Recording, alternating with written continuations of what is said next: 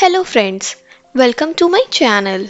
If you get fresh neem leaves, you can easily make organic neem powder at home by following the easy way which I am going to share in today's video.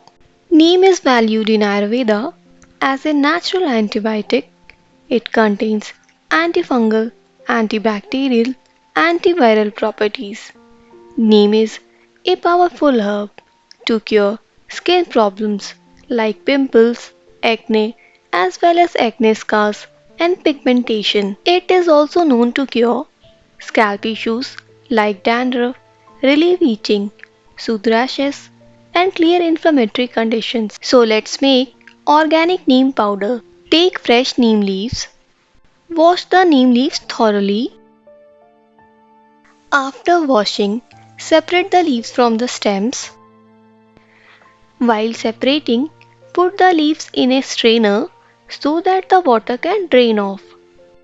Now the leaves have been separated. Spread the neem leaves in a single layer on a cotton cloth or plate.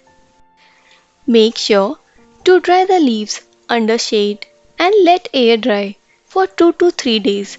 Time duration would depend on the weather.